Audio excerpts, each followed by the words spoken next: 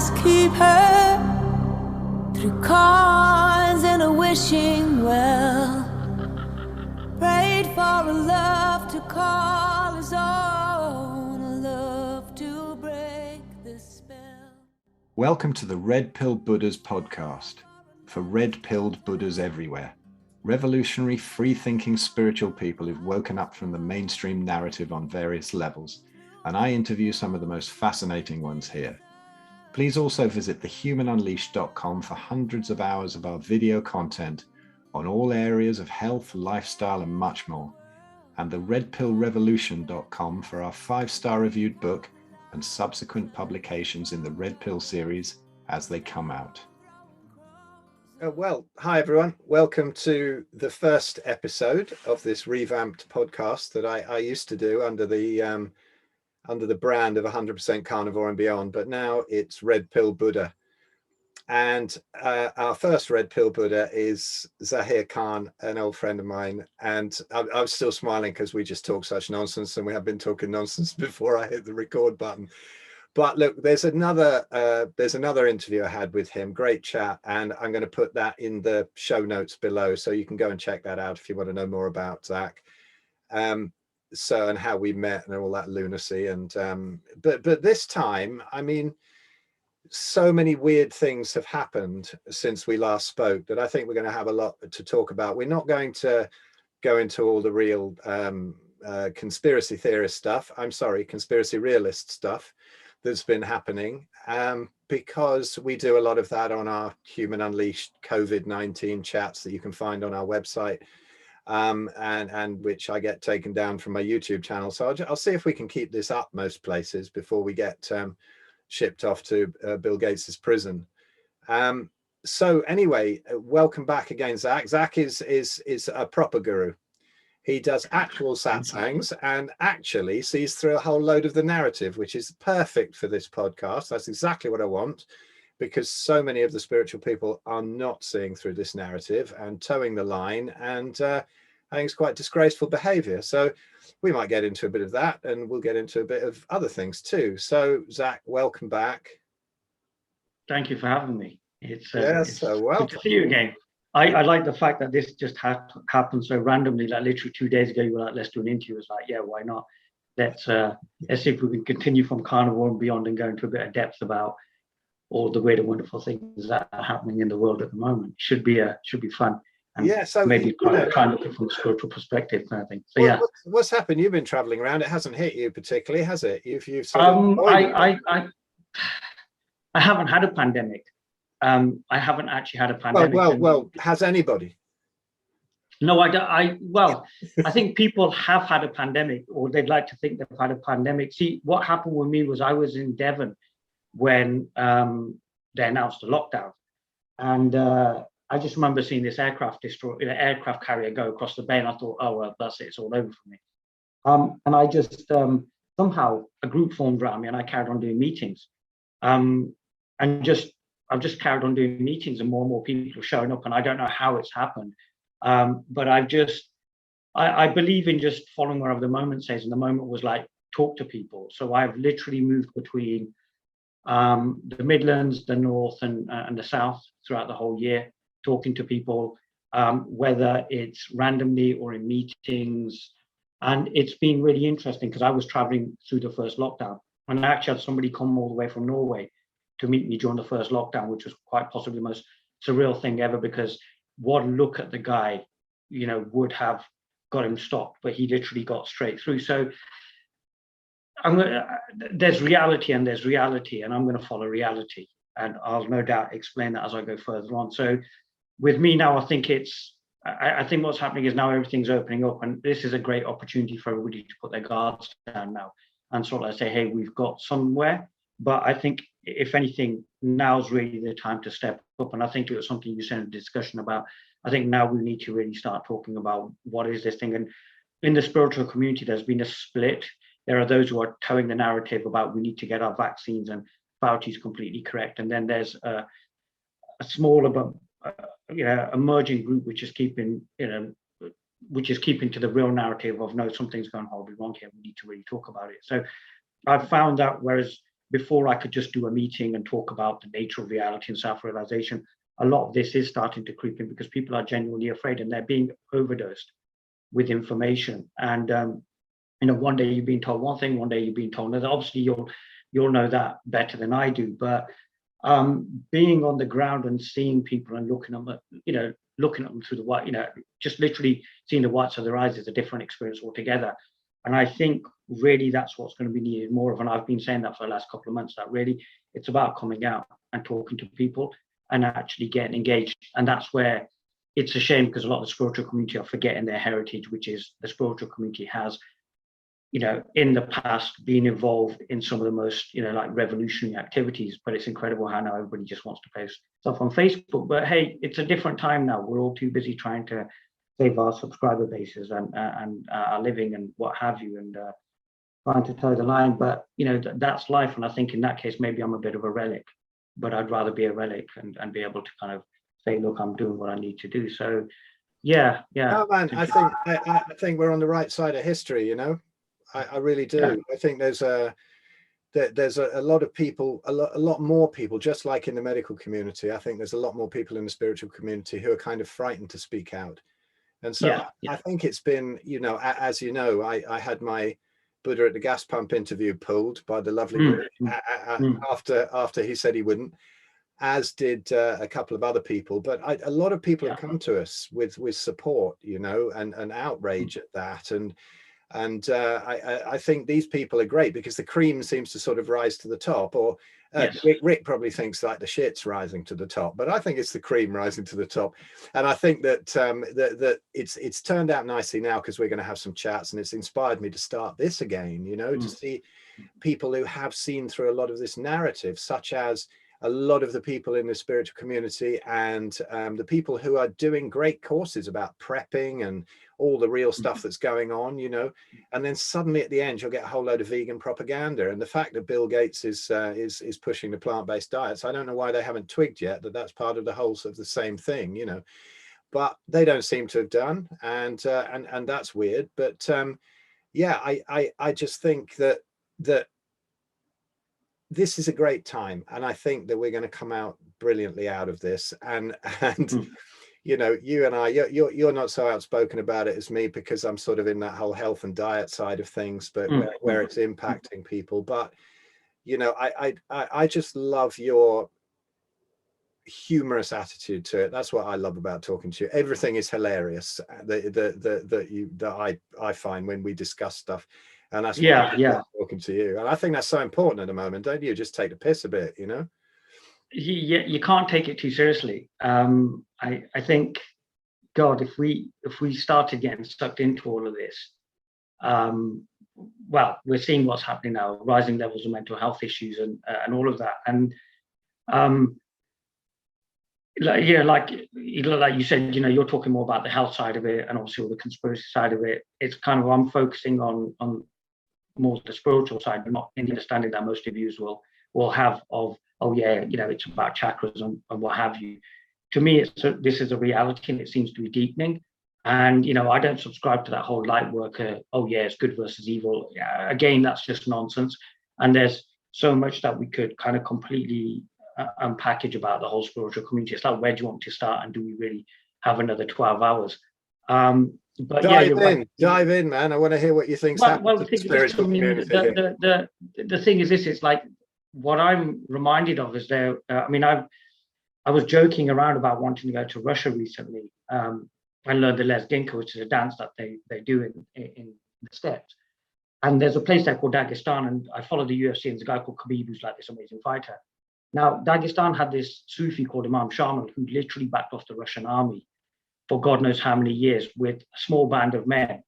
And the reason he did that was because he saw oppression, and he was a deeply, deeply spiritual man. Again, if you look at the Indian Home Rule movement, there was a lot of people there as well who literally stood up to oppression. And I think the spiritual community has kind of lost sight of itself. We have to return to more basic and organic ways of maybe small organic meetings, speaking to people, and moving as something reality based. And yes, your interview getting taken down, I mean, I think, we had a conversation, and it was evident that something like this was going to happen. I remember, I think you said something about, you clocked the situation before most people. And the thing is, we've got to, I mean, the same person, Rick Archer's now got an Association for Spiritual Integrity. So there's this attempt now to police everything in the world. And we're going to police spiritual people as well. And it's great. Good luck with that one. It's kind of interesting what's going on. But I think, like you said, the cream will rise to the top. And I think that's what's happening now. People are coming out and sort of saying something's not right here. And yes, okay, we may never know exactly what's going on, because this thing that's playing out is multi-dimensional, multi-layered, whatever you want to say. But I think over time we'll figure out what's going on. And I think I agree with you, it's an exciting time. There's so many changes, and I'm excited about what happens. I'm excited about all the introduction of all of these things and how we will adapt as humanity. Because, a couple of days ago I went to watch a film, and there was this high functioning autistic there. And we were talking, and he goes, "Oh, I think AI is one." And I was like, "No, mate, I really don't think so, because it's already flawed from the outset. It's flawed because it's something created from mind, and the mind is limited." So we got into a bit of a discussion. What was really interesting, this guy was really reveling in his intellect, and obviously, me, I just like to play around, and eventually just had to get up and walk away, because it was like, you're bringing your intellect to this conversation. The whole reason this whole thing is going to fail is because there's intellect going up against a reality, and the intellect is an aspect of reality, and it's literally like, it's an unfair fight. So the thing is, there's a beautiful verse in the Quran where they go, they plan and God plans, and God is the best of planners. Well, they plan and reality plans, and reality is the best of planners. And if reality says, sit down and talk to people, you talk to people. You always trust what's reality based, which is the universe. But I know as I'm speaking, I'm not being as clear as I can possibly be. But I think that's what will be the next step for me personally, which is about kind of de-emphasizing a lot of this spiritual stuff and trying to have conversations with people, because we are all ultimately feeling the same thing. We're all looking at the same problem from as many different angles as possible, some through the conspiracy field, some through the diet field, some through the spiritual field. But if we can step back and look at it from all those different lenses, we're more in control. I mean, there was, I don't know if you remember when sterling was almost devalued in one day, and I think it was Nigel Lawson was the Chancellor of the Exchequer, and they had to put up the interest rates up to 15% to stop this Hungarian stock speculator, a guy called George Soros, who no doubt everybody's heard of, from literally bankrupting the UK. Now, I actually read about that, and they said that they had like so many sub trades going on, it was unreal. So I think the thing is there's so many different games being played on so many different levels that it's just literally about stepping back and trying to see the bigger picture here as to which way they're trying to take humanity. And one of the ways is, it is a bit of a, it's a wealth grab on one level. It's eugenics on another level, because we want to depopulate as well. And then on top of that, it's also about social control as well. And I think this is where the spiritual community has to come into its own and actually start speaking to people. But can the spiritual community come into its own? Because it all seems to be so, or the majority of it seems to be so sort of love and light now and all that sort of thing. And you mustn't be outspoken, you mustn't swear, you mustn't take any action. This is not spiritual. I mean, have they read the Gita? Then that's not spiritual. To say sort of there's a simple answer. That's not spiritual. Yeah, that's exactly. But spiritual. Established in being, then take action. There's nothing unspiritual about taking action, swearing, being loud, And so I think that a lot of these people have been made really subservient by following, like you say, not spirituality, just more like sort of brainwashing and plant-based diets and be all lovely and sit around and do yoga and sit in the corner and meditate, and that's all you need to do. And I don't think it is. We got the McDonald's version of spirituality. We got the McDonald's version of spirituality that came over from the East. And what happened was, and I've said this so many times, and I think I probably even said it, I can take a rickshaw driver from India and Pakistan, bring him here, build him a movement, you'll think he's a great Maharishi. And, if, say, for example, we look at the non-dual community, and everybody loves Ramana Maharishi, and then everybody claims a lineage, and yet this teacher never left a lineage. So it's just these little simple basic things that people fall over on. And then if you really look at it, so that was a spirituality that was for the Indian subcontinent. It wasn't meant to be transplanted over here. It came over here just so they were going to make some money out of it. And the plant-based diet didn't need to come over here as well. It was literally an ideology that they were trying to foist onto the world and stuff. And it's something that it's kind of interesting because, obviously I'm a victim of like cultural appropriation in the true sense of the word when I go to places like Glastonbury and Totnes and the places I speak at. So for example, there's a guy a couple of weeks ago who was wearing a scarf on his head, and I said, what sign? He goes, it's a turban. You've just literally said it's a turban to a guy from Pakistan, do you know what I mean, where we know how to wear turbans. And the thing is, I think that's the kind of narrative we need to be coming out with, and that will de-emphasize a lot of the spiritual stuff, because a lot of it is nonsense. What about the compassion side? What about justice? What about a complete teaching? To say it's just this is spiritual laziness and also arrogance. And just because I've got a copy of the Gita or a copy of the Quran, or I read Ramana Maharishi's I Am That, it doesn't mean I understand it, because it says in these books as well that a lot of people are going to be blinded to this stuff. And yes, true spirituality sometimes does mean coming out and fighting for what you believe in. And that's been evidenced all over the world. I mean, if you look at it here, I mean, I don't really know that much, but modern medicine destroyed most of the healing modalities here when it came to light. Whereas on the Indian subcontinent, we've still got these old school healers who are coming out with traditional cures. And it was why? Because this country industrialized, and because it industrialized, it lost its spiritual heritage, and it's about reclaiming it here. You may find that you had some real warriors amongst your spiritual people, and they're the people who will sooner or later come to, rise to the top. I think a lot of these, I think it's almost worthless talking about these people who think they're spiritual. At the end of the day, if you're not done and you're still speaking, please step out of the narrative. I don't want to know, you know what I mean, and everything. Come to me when you've done something. And that may sound harsh, but I sat with some incredible teachers on my journey up, and they didn't like waste their time on this bullshit. And the thing is, I think that's the problem we're doing now. This love and light and being light workers, it's a rehash of ideas, and it's an incomplete understanding. Even if you look at non-duality, it came from Advaita Vedanta, which is a comprehensive philosophy which most people in the non-dual community don't understand. It had sister philosophies. It had other it had all sorts and everything. And there were things like character was also built. The school that I came through, there was a massive emphasis on building character. There was a massive emphasis on hard work. And we believe that all we're going to do is we're going to throw a few crystals around. And I know this is going to sound like a rant, but I apologize. And that somehow we're going to understand this. There are people who've dedicated their entire lives to this, and it makes a mockery of those people. But those are the people who will over time come out to the fore of this and sort of like say, look, something's horribly, horribly wrong. It doesn't make sense. And we have to always be with reality. So, for example, when the world went into lockdown, I went the other way. And I talked about it on my videos as well. I said, look, I seem to have gone the other way. I was carrying on regardless. Because if this reality tells me to shut up now, I'll just shut up. It's like even this conversation at this moment in time, I know that we're just playing. We're trying to come out to something. And it's like whether we can just bring out what really needs to be said so that people can benefit from this. And actually, the best way we're going to be safe with everything that's going on now, it's dead simple, to know ourselves. As we know ourselves, we'll understand what reality is doing around us. It's as simple as that. When we go for conspiracies or plant-based or this, we're going for little aspects of it. I say go for the whole cake, because the whole cake is your birthright, is who you are. And it's dead simple. You ask yourself the question, who am I? What does this mean to me? You feel the emotions as well. One day you're being told to go to school. The next day you're being told you can't. The day after that, you're being told you can go to this country.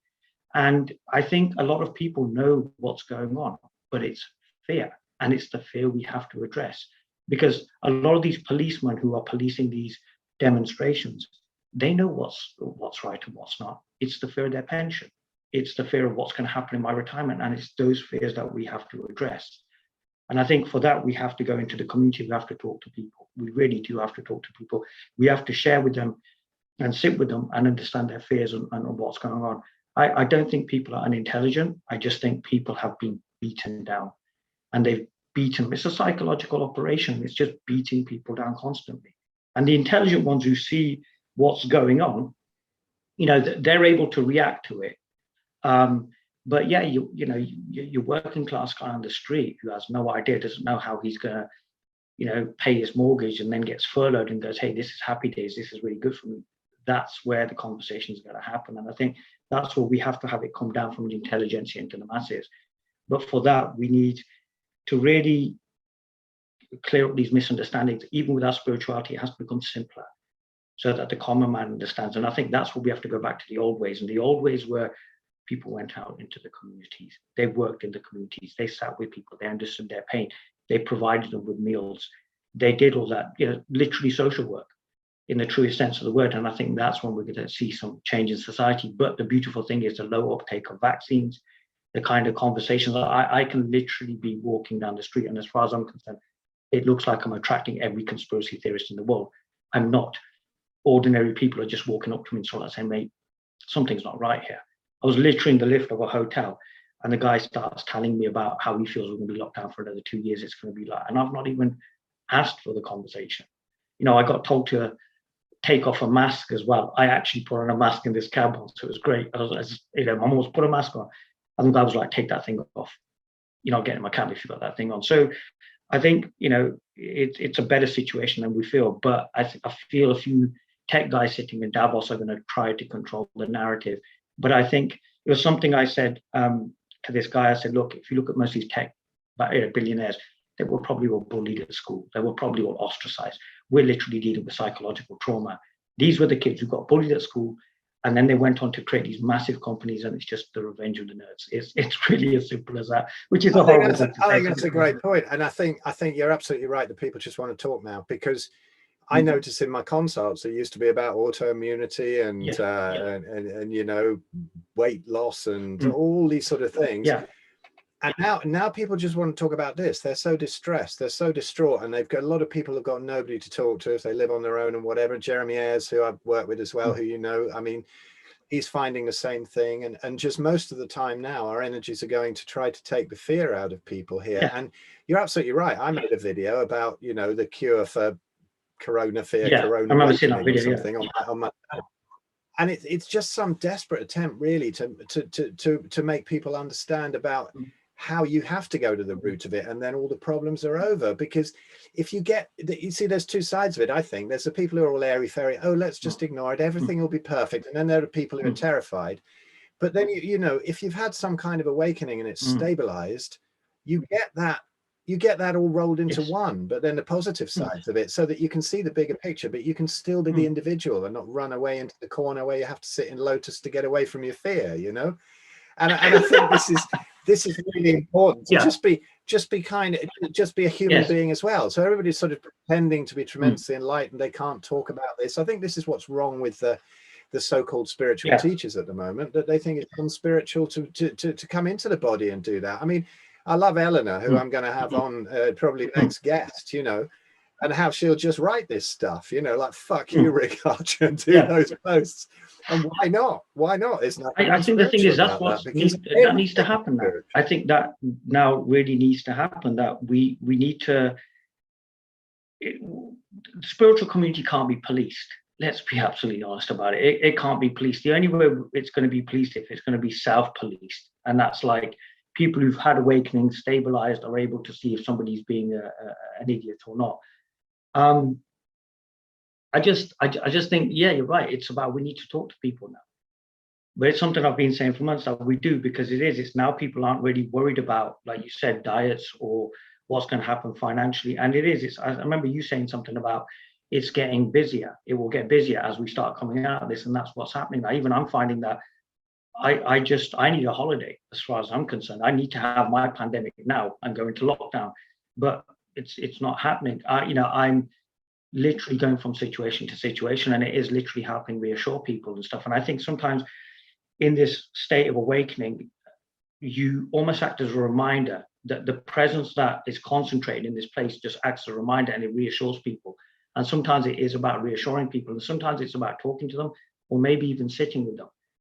Because, you know, there was a comment made by a friend's father, who said that these people are going to still do their work. These people who are deeply, deeply spiritual people, and we're talking like properly spiritual, not like I need to sit in lotus in the corner now because I'm traumatized. They were going to get about in this pandemic, and I saw that. I've seen people working. I've seen gatherings still happening, and all that's happened is they've just gone slightly underground. They've just said, okay, let's not make too much noise and everything, and people are just getting on with it because the work still has to be done. Because it's like, you know, it would have been okay, and I suppose the government would have got away with all of this nonsense if they hadn't done half of this stuff, because none of us expected us to walk into a pandemic. But even prior to that, I actually know a lot of teachers just before the pandemic, they started literally talking to people.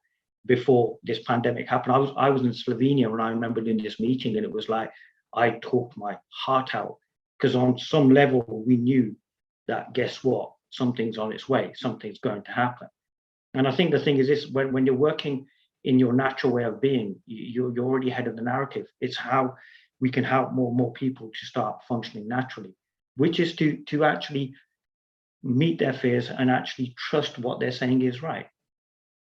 You know, what they're feeling is right. And yeah, it's simple. It's simple. Signs everywhere. You know, I mean, there are signs for men of understanding. So yeah. Have you noticed how it's a funny one, because I sort of back up this thing where I'm sort of approving of people saying fuck you, Rick Archer and all that, or whoever. And that is that have you noticed that the people on that sort of side of swallowing the narrative, they've got an enormous aggression about them. It's very strange. And most of the ones on the other side haven't. It's just like, God, you know, like some are getting frustrated, but it's mostly like, Christ, I hope you guys are okay, you know, and after all this, come and have a hug, you know. And I mean, I think I was just about to offer them just because I said, look, come and hug me. But the thing is, this won't happen. People won't come and hug, because I think it goes back to what you were saying. There's the spiritual community, and then there's a spiritual community, and it is the creams rising to the top. Because just because I've got the Bhagavad Gita or the Quran or the Bible and I've read it doesn't necessarily mean I know it. And I think that's the important thing that seems to be coming through, that there's two versions of spirituality at work here, and one is completely fear-based and wants to, there you go, you know, one is completely fear-based and just wants to follow a narrative because it doesn't want to address its fear, and the other one has addressed its fear and is going, let's just go out into this wide expanse and see what happens. You know, let's stop being afraid, and let's literally pull the curtain back and see what it is that ails us. And I think that's what's happening, because I mean, I've gone through a massive amount of fear over the last couple of years, and I'm just like, well, do you know what? I just need to get on with this now. And I think there's more and more people starting to do that. And the thing is, what we're also finding is that, guess what? The spiritual way of speaking doesn't really hold and stuff. I don't really care about awareness.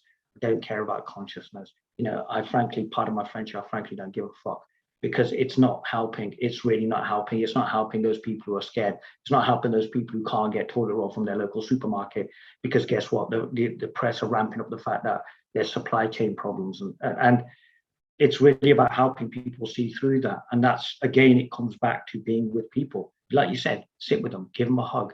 But I think with the community with the way the spiritual community is split, this version that's following the narrative because it wants to keep safe, well, it says a lot. But I mean, going back to the Rick Archer point, it was evident that it was going to happen. It was evident, because literally all you need to do is just look at a character. You need to just look at the person, look at the character of the person. It's really as simple as that. And I think you're right. But that's, I feel, the beginning of the end of that particular thing, and something else will rise out, which will be pure and cleaner. It's the way of the world. It's the ebb and the flow. They've had their day in the sun. Now it's time to really just talk to people. That's the important thing. We need to talk to people. We need to get out there. We need to share this stuff, and share at the level that those people are at. Because sometimes I think with spirituality, it's so scary. It's so esoteric. I mean, you know, I'm a brown guy, for Christ's sake. Of course, you know what I mean? I'm going to know this stuff. But let's look into my background. I'm from a working class family in a place called Coventry. Well, that de-emphasizes I wasn't born on the foothills of the Himalayas. So we've got to make it, you know, make people realize that we're not talking even about spirituality. Let's take that term and throw that out the window as well. We're talking about a simple, natural way of being, a simple, natural way of functioning, which will just help us. It'll help us manage our stress levels. It'll help us be better parents. It will help us be better friends. And it will help us just have that sense of comfort that we're looking for. And we look for this sense of comfort in alcohol, in drugs, in accumulation of wealth. But it's about sort of saying, well, those things don't really work. It's like I'm in love with Instagram at the moment, and it's wonderful. It's amazing what's happening now. The narrative that's being pushed out on people, it's all about the bling culture. It's all about, and we're literally being dumbed down. Social media has been quite possibly the worst thing that could have ever happened to people. Because guess what? It connected us, but it disconnected as well. It made the narrative one-dimensional. You know, if I say it's just this and I tweet that, nobody knows what time of day it was, what context it was, why it was said, and how it was said. So I think what's happened is the world now has amazing opportunities to miscommunicate, and we're seeing that in this pandemic. And in that miscommunication, you can divide people easily. And when we divide people, guess what? We can control. There's what your 1% are doing in a nutshell. I think it was Margaret Mead who said never, and it could be somebody else or completely said, never underestimate the value of like a small group of people who are motivated. Well, you have a group of highly motivated people who are literally just creating the separation. It's really as simple as that. The narrative has been broken down in so many different angles that even the spiritual community, which should know better, has allowed itself to be split. Divide and rule. It's the oldest trick in the book. Yeah, we've been thinking this, and we Jeremy and I have also said that there's going to be, after this is finished, however it finishes, that you can't bury the truth forever. And after this finishes, there's going to be so many people utterly distraught, that this has happened. And I think they're going to be the angriest, most disturbed people. And this is even going to include spiritual teachers. This is going to include counselors, and therapists and all of this. And they're all going to need enormous amount of help. And we're actually going to put together something for therapists and counselors and things to help them to help themselves, to put other people through it and to show them where all that truth was all along. I can't say that anyone's found the absolute truth. I don't claim that, but we're still peeling back the layers of the onion, and there are layers of the bullshit onion, that get peeled back every day. And some people just don't want to just peel one single layer because it's too painful. They could not deal with one because their whole world would collapse. This is unique. This is unique. This is a traumatic event that we're living through. But it's not just, it's a certain group of people who've been traumatized. The entire world has been traumatized. And I think that, if anything, the real work starts, like you said, when it finishes. Because you're right, that the horrible thing is that the truth always comes out years later. And it's whether we can get the truth out now. It's whether we can bring it to the fore now. And it's literally, it's crazy, because up until before the pandemic, everybody was nicely going along and doing their meetings and writing their books, and everything was really, really lovely. And this pandemic has brought everything into sharp focus. So it is an opportunity, for us to find out what's actually finally happening. But I don't know if we're, as a society, we're going to be able to cope with the revelations now, or if we're going to need some time to integrate it and in the future. But again, it will lead to more and more people wanting to have conversations, because it's like what you said, it's quite shocking that people now want to do consults, but they don't want to talk about diet. They just want to talk about something. And that's because, guess what? Social media over the last 10, 15 years, or however long it's been here, has literally effectively cut down this communication. It's stopped us from talking to each other. And we live in a 24/7 culture. India was the most abundant nation on earth. It was 25% of world GDP once upon a time. Why? Because the world, it was literally run by spiritual teachers, and it was abundant in the truest sense of the word. When we put time into this, when we put industrialization into this, when we put down, shut down the narrative of social media, it's like even this conversation, it's still maybe slightly more than one dimension, but it's whether we can just get out. I truly believe that the spiritual community will now, the ones who are rising to the top, will come out and they will literally start talking to people. We will sooner or later leave these Zoom meetings. I don't know why I've not been able to do a Zoom meeting for the last year or so. I just don't feel the need to do this. If somebody says, hey, come on to Zoom, yeah, cool, if you set this whole thing up. It's almost like my mind over the last year has just become a Luddite, and I don't understand technology, but I do understand sitting with someone. I do understand holding their hand. I do understand being able to get to the heart of the matter and say, what is it? What actually is it? And I think that's the conversation we need. That conversation is needed. And I can't emphasize that enough. It's like, cut through the bullshit. What is the heart? What really matters? And I think that's what we've got to identify. That what is it that comes, at the very core of all of this? That's how we'll affect society. And I think that's where the old teachers, they were masters at that stuff. This proliferation of spirituality right now is quite scary. Like, I'm sending healing, and I'm sending, yeah, okay, lovely. It's kind of got to the point where I can't even rant and rave about this stuff anymore, because it doesn't bother me. The way I see it is I'm just concerning myself with my work. I just love the fact that we're talking. to me, the most joyous thing that could happen right now, pandemic or whatever's going on, is I'm talking to someone. I'm talking to my brother. That to me is beautiful. And I think we need more of these beautiful moments now, with people getting to meet each other. You know, I mean, the best thing that they did was the lockdown. They isolated people. You know, we've put our elderly into care homes. We have literally taken our solution and our wisdom, and we've dumped them into care homes to die. Great. You know, we would be outraged by any genocide, and yet we've committed a genocide. You know, we're living and we've normalized it. You know, it's a bit like Nazi Germany we're kind of going on to now. Do you know what I mean? Especially with senators now in America sort of saying there's going to be those who are vaccinated, those not. In other words, our choice has been taken away. But that's where I feel people will start standing up. They'll say, no, something's a bit wrong. It's a bit like the emperor's new clothes. Sooner or later, that child is going to come along and that child's going to say, you know what, he's not wearing any clothes. And I think that's where that drop happens, when we all realize, God, we got taken. It's a bit of a Wizard of Oz situation. I think that's where guys like yourself will start stepping up and sort of saying, well, this is what it was about. You know, even the term conspiracy theorist, I mean, it was coined by the CIA to stop people talking, thinking. And we now need to go back to thinking. Self-inquiry is to think. We need to go to thinking. We need to start talking. Well, you know that this saying that's come out now that, you know, what's the difference between conspiracy theory and reality? About 6 months. Yeah, literally. Well, it's hard to believe that this stuff is now being so blatantly done out in the open, but it's not, because we've been conditioned into it. It was like, you know, the films and everything. Like there's just this machine doing what it's doing, and it's amazing to watch this, and it's also amazing to watch people falling for these cheap psychological tricks. You know what I mean? These cheap psychological tricks came from this nature of reality. And we need to go back to that thing that was prior to all of this. And I think that's what's important. And I think that's what I keep kind of harping on about to people. Know yourself. When you know yourself, you can't be taken like this. Let's talk. Let's agree. Let's disagree. Let's create a debate, because that's what's happening. Everybody's trying to shut down the debate, which means we need to debate. We need to come out and say, hey, mate, I think you're wrong. I think the government's completely right.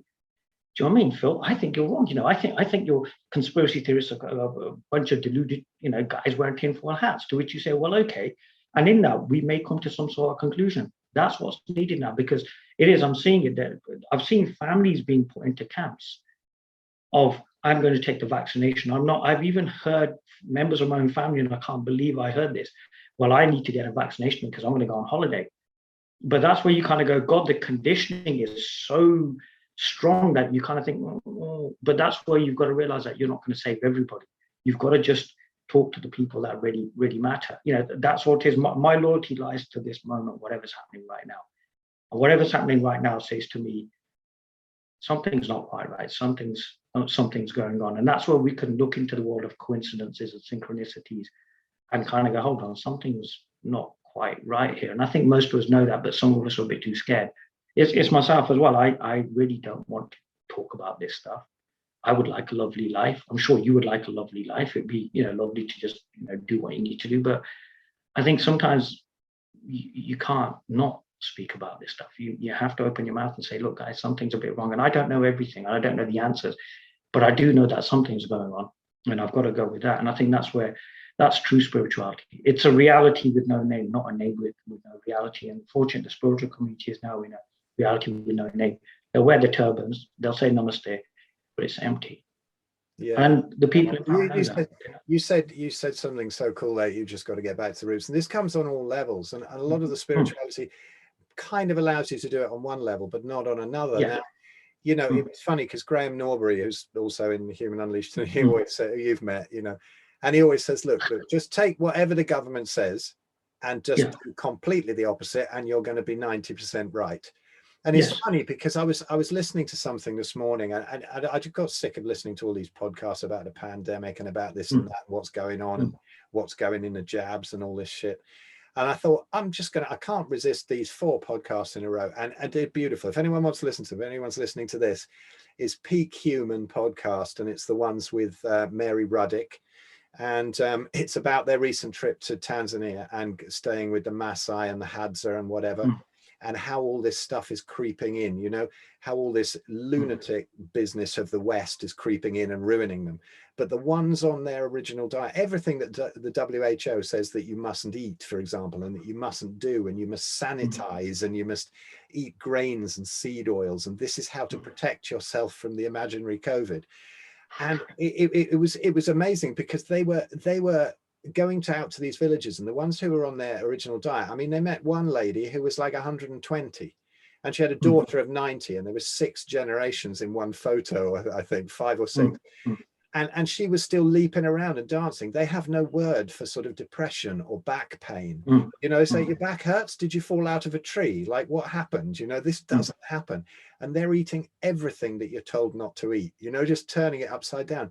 They're out. But that's where we've gone wrong here in the West. Yeah, they're mixing bacteria, you know, and as soon as little things happen, like the West gets in, they bring schools in, and then the kids are starting to be fed. What do they give them? Sugar, corn flour, and seed oils, you know, and they're feeding them that, and the health is starting to go down, and the average age of death is going down, and you know, this sort of thing creeps in, and it's just finding every single way in life that we should go back to our ancestral things, like you say, meeting in person, eating the right foods, getting out barefoot, eating some dirt, not washing your kids with disinfectant every time they put something in their mouths outside, you know. Yeah, of course. Finding out what is our true nature. Yes. I agree wholeheartedly. I remember there was a grandma who turned up to the UK, and I remember her coming to our house. She was from Pakistan, and she lived in this really rural community. And I remember coming home, and she was hanging off the tree in the back garden, swinging an axe at a branch. And she had so much energy because she just followed the old ways. And I think this is where, here in the West, we have to find that spirituality again that was destroyed. And one of the things that we did was we stopped talking. Like I said earlier on, we have taken our elderly and thrown them into care homes. And so we've literally taken a massive amount of wisdom and just locked it away. And then we wonder why we've forgotten our traditions, we've forgotten our ways, and we've forgotten what it means to sit around and live to 120. And yes, because of this globalization, this machine is now going into all these other countries and telling them that although this stuff worked for thousands and thousands of years, we know better. And you know, these people are buying it. It's you know, you've got rising levels of diabetes in India and Pakistan because now we're industrializing, and we're coming out of the fields now, and we don't do the hard work anymore. And now we want what the West has got. You know, we want we want all of these things because the West has sold us this whole idea that this is brand new and it's shiny and everything. It's literally empire, but in a different way altogether. And I think we've got to get to the heart of that, because it's like what's creating this separation. And it's because somewhere along the line, people who didn't understand what this reality was decided to become custodians of it. And we see that in churches, and we see that in mosques, and we see that in gurdwaras, and we see it in mandirs, that these people now are becoming the custodian of this reality. And they're telling us, and they're preaching to us, and they're telling us that solutions lie outside ourselves in some benevolent being or in them. And it's whether we can take our power back. We have literally given our power over. We know we've given our power over. And yet, for some strange reason, we are also to blame as well. Because we're now saying, oh, we've given our power over, but we didn't do that. And I think we've got to start taking some personal responsibility as well. And I think it starts, a revolution, I think, to quote Krishnamurti, starts on an individual level. And it's whether we can start calling ourselves out as well, because we have to start confronting that fear that we're numbing with alcohol or with TV, you know, or with just this kind of really, you know, like lazy thinking now that, oh yeah, the government is there for us. They're career politicians, you know, they're there for what they can make out of it. And we need to go back to that kind of a system where our leaders and our rulers are actually there for our benefit. But at this moment in time, you know, it's coming out continuously that it's all about big business, and it's all about who can lobby the government most effectively. And the common man gets lost in that. And yet the common man has this weapon, and this weapon is itself, you know, to know yourself. And that's the conversation that we need to have, because yeah, you're right, otherwise these traditions are going to disappear, and they're going to become grainy documentaries that we watch 20 years from now about the Maasai. And that shouldn't be the exception, that should be the norm. But yes, pushing diets and everything, it's weakening people. But if it, we were talking about cults yesterday, and even in spirituality, you'll get these teachers who are there. And I think we were talking about Muktananda. So yeah, let's go there with Muktananda, shall we? The fact that, the guy was like, because he was brown, he's from the Indian subcontinent, he was checking virginities and beating people with rubber pipes. And yet somehow this wasn't questioned. And the same kind of lazy attitude has pervaded all society, including spirituality. It's like, okay, so Phil has said, okay, this guy's a guru. Test it. Ask me. Let's have that rigorous inquiry. And that's got to go across every aspect of society. That's when we'll start calling out our governments. That's when we'll look at what's going on in vaccines. And we'll look at what's happening in this pandemic. But it comes down to this self-inquiry. And that's something that we don't need teachers to even do. We can do it ourselves. And we just need to get honest with ourselves. So if you can get honest listening to this podcast and go, you know what, I'm going to start calling myself out on my own bullshit. You might be so much ahead of the curve than that guy who's sitting there cross-legged, you know what I mean, with his chakras all aligned and everything, because that might actually be a guy who's just trying to avoid the obvious. And the obvious is, I'm terrified and I don't want to deal with it, so I'm just going to do that. So I think spirituality is about calling out the obvious.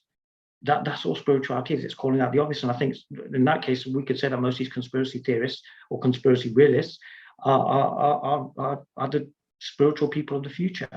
Because I've seen it in history, and I've seen it in the Sufi tradition and in the Indian tradition as well, that when there's oppression, there is, and I don't want to kind of get into that whole, a teacher will rise and all that stuff, but you will find that those who really are living this reality start stepping up, and they have to step up. And it was something you said yesterday, which I absolutely loved. It's like, it's time for people who are, spiritual or claim to be spiritual or supposedly spiritual to actually come out and say, something's a bit wrong here.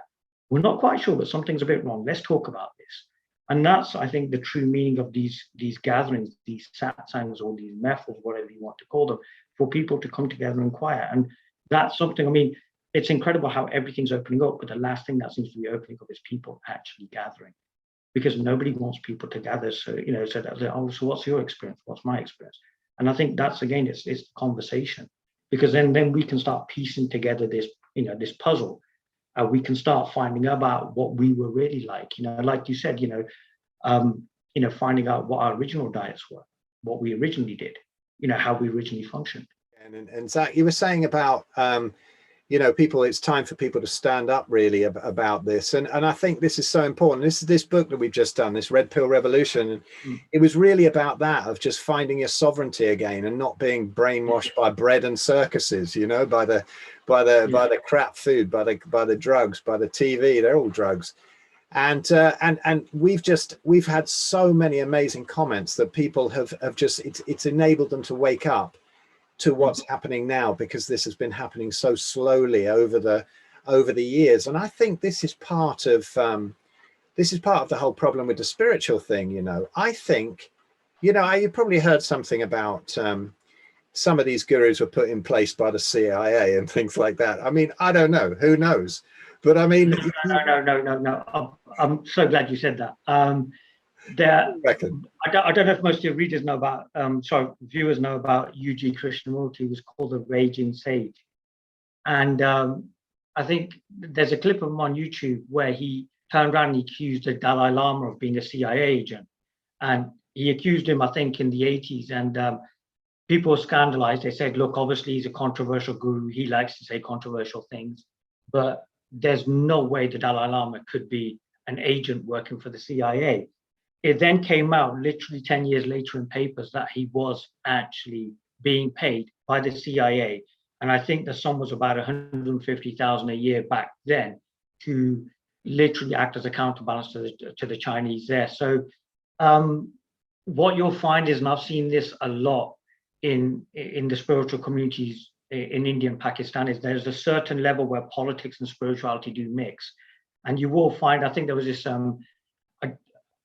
correct me if I'm wrong, but Reagan had a psychic and he would consult her on absolutely everything, or a tarot card reader.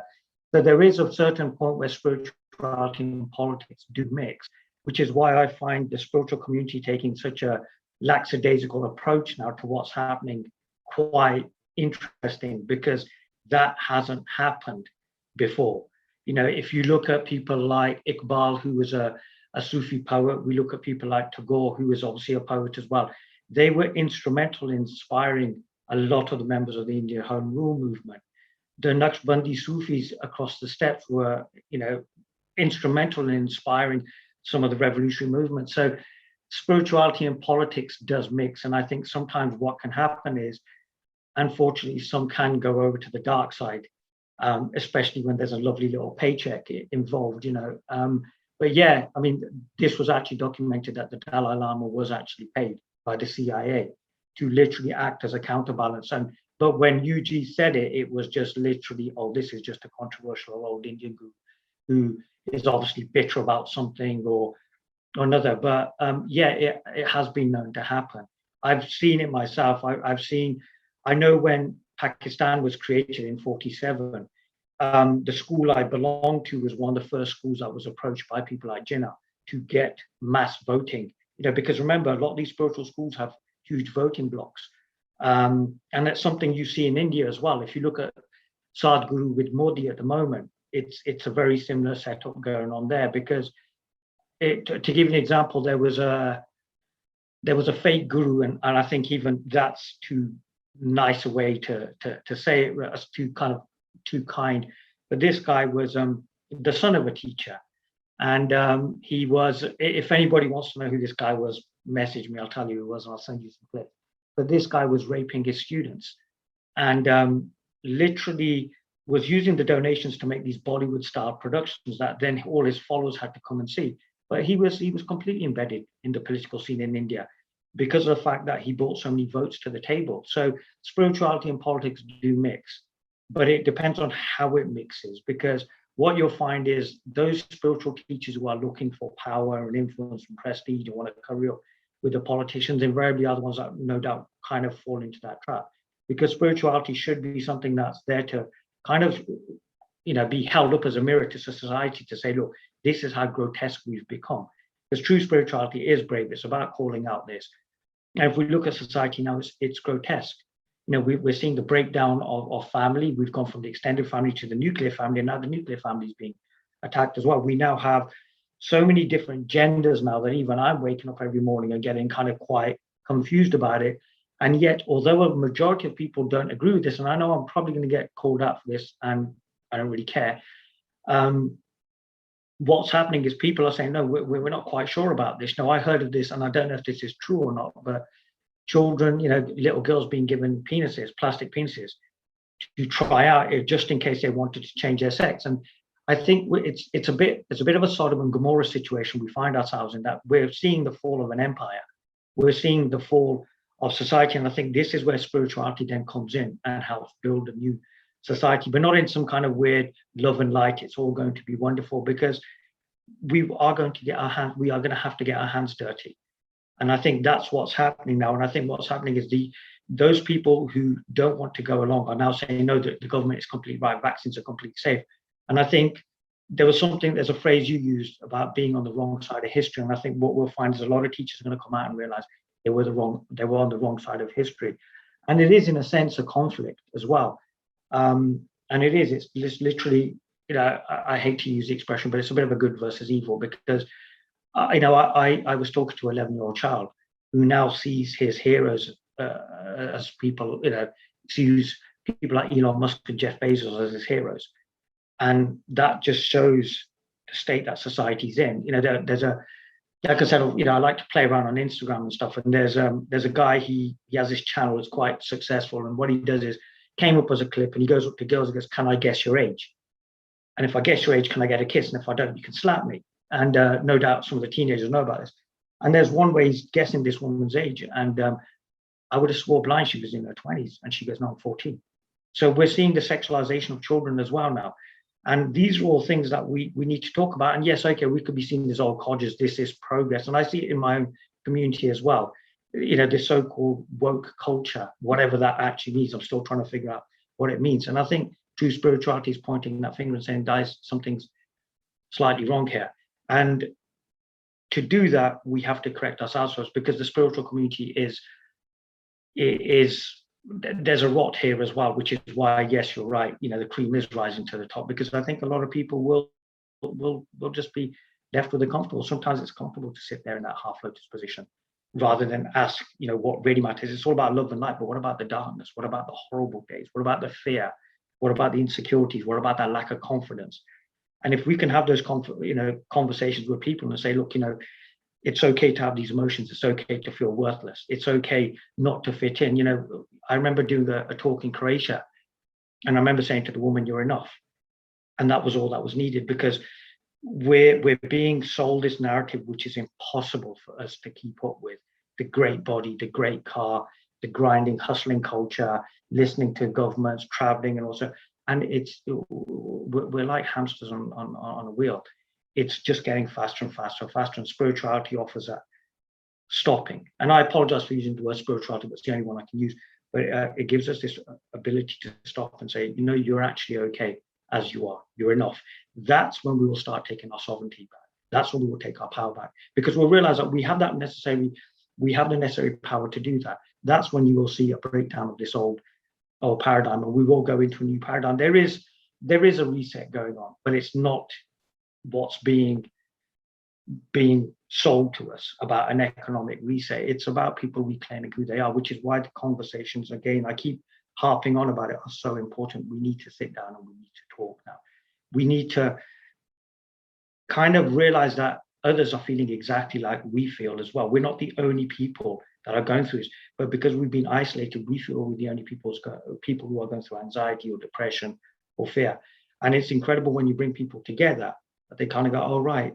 And we might be able to help each other. And I think that's where, the old gatherings were the way forward. People came together, they sat there, they ate a meal, they spoke, they shared their troubles.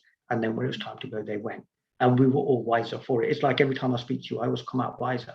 I cherish these discussions, because we seldom meet like we used to. There was a time when we first met, but I always come away with something. And to me, that's precious. And I think that's probably been the biggest casualty, that we've not been able to sit in this last year and a half.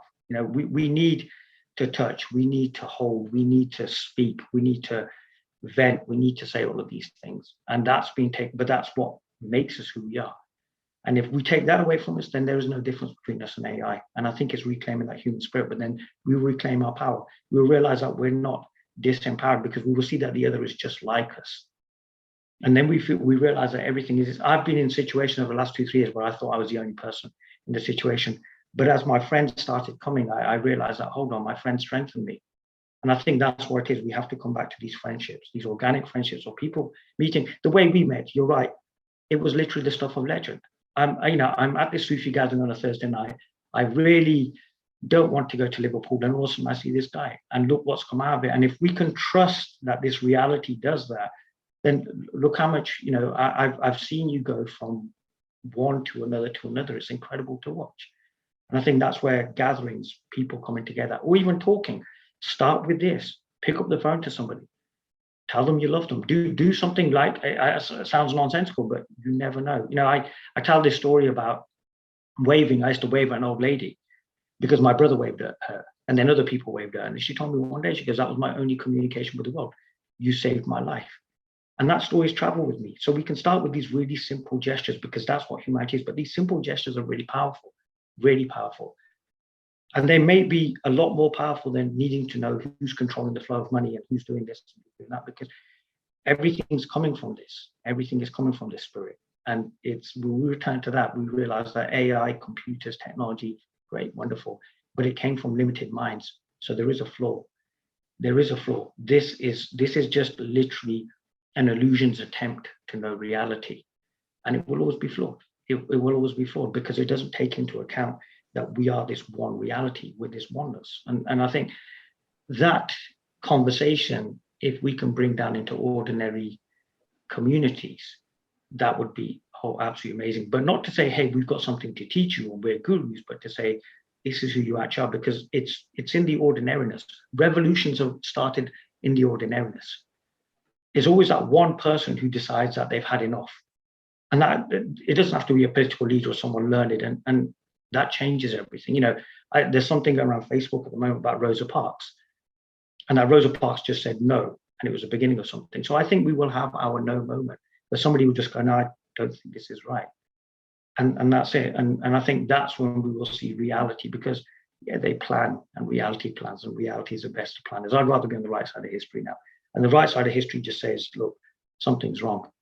And but the right side of history involves being adaptable. I mean, this is why I love talking to you as well, and thanks for saying that. But I feel exactly the same. Whenever we meet, it's just so much fun. But here's a question. It's going to take me a while to form this question, because you'd understand it in probably 2 words, right? But because for some of the listeners who might not be so familiar with this kind of thing, this kind of subtlety, then I'm going to beat about the bush a bit. So something's interesting me at the moment now.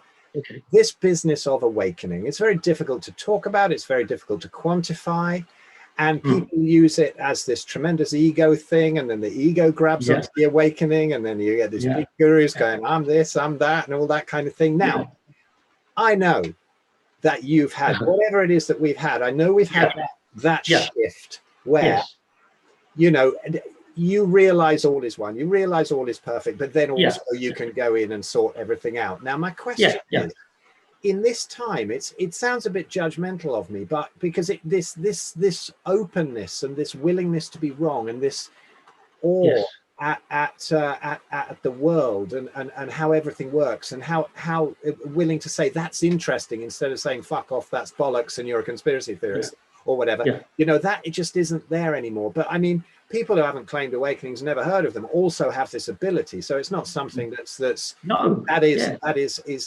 is unique to somebody who's had some kind of awakening. But what's happening in this spiritual world now? Is it possible, do you think, to have had some kind of true shift like that and still be in the fear and in the narrative and refusing to change the mind? It's all right if you start off there, but just people who are totally in one way of thinking and they never, ever come out of that.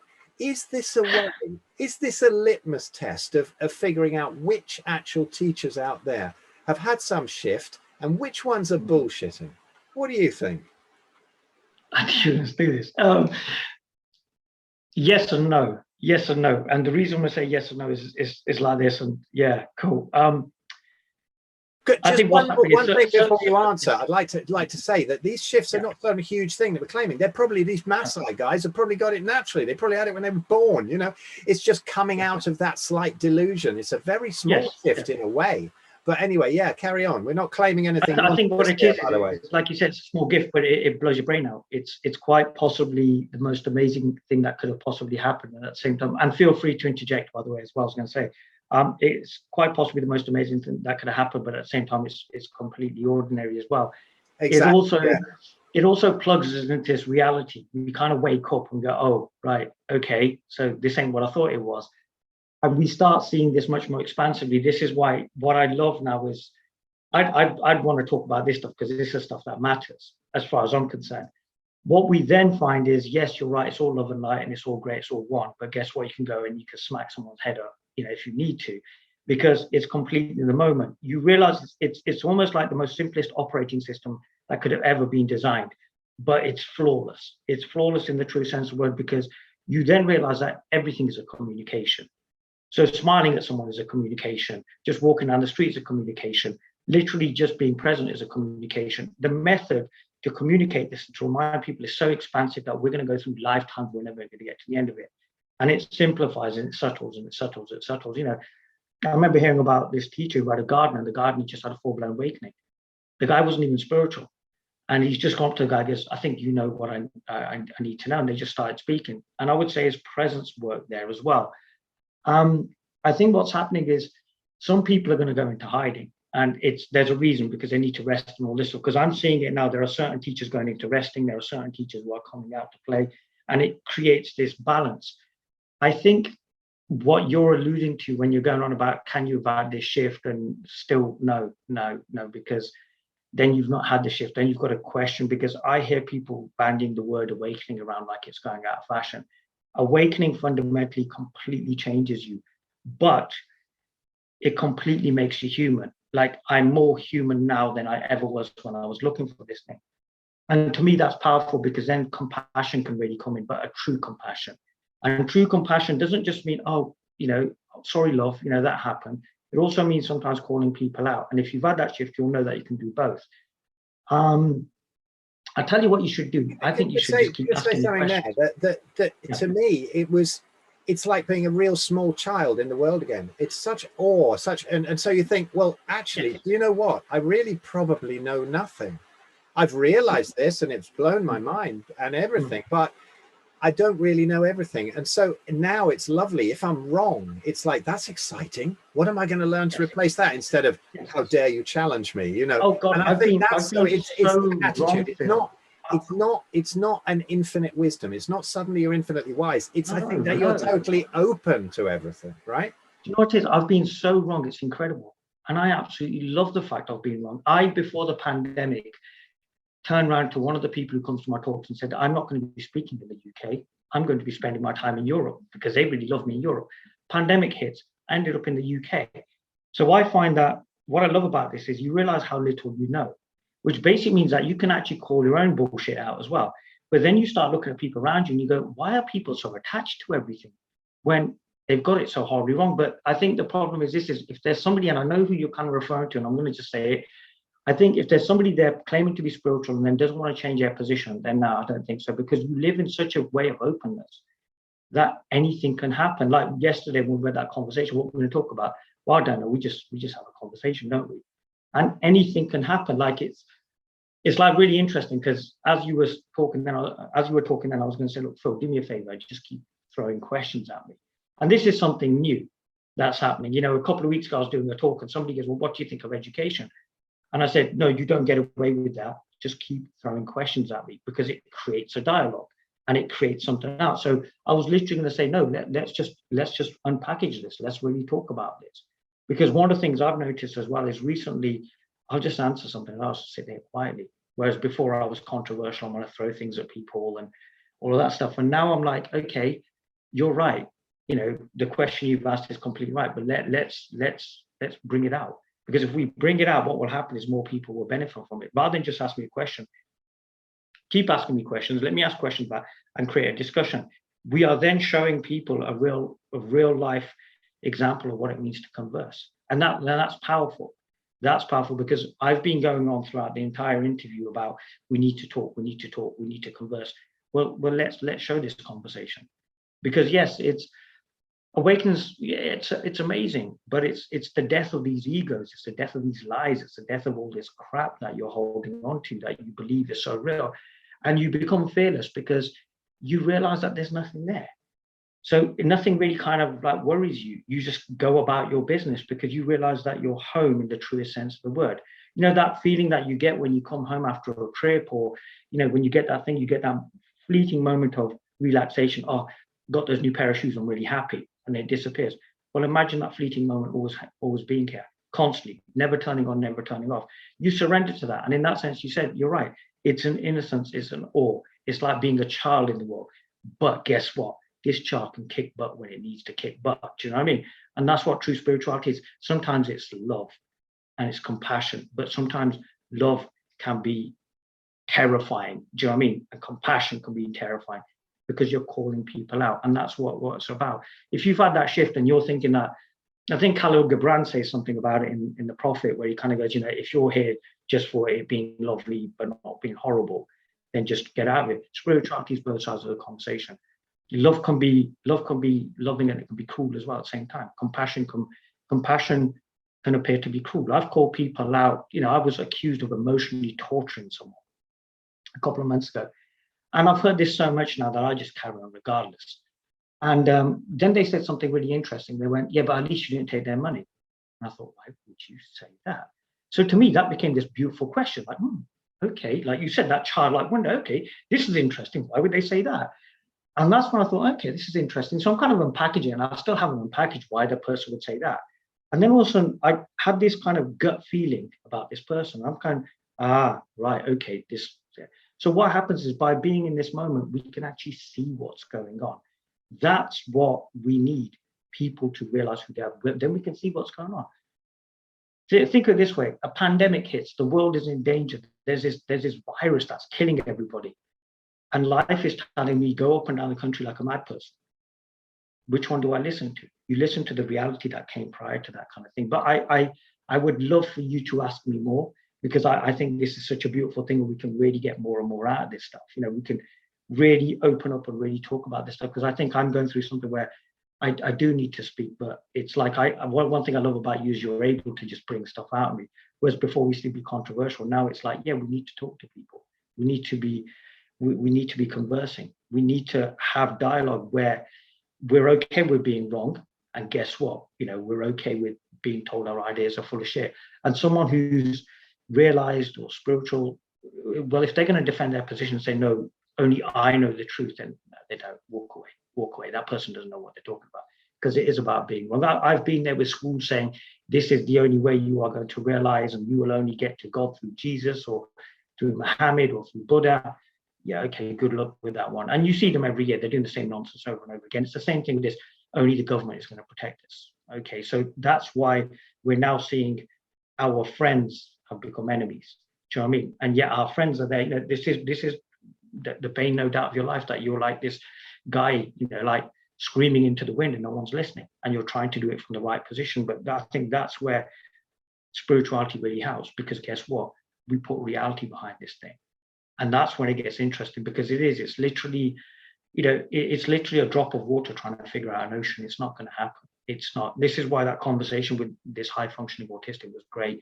I mean, through Stephen Hawking at me and everything, I would say, yeah, but bro, we're just here. We're just dancing. We're just falling in love. Can we do that? So no, it's not part of a study.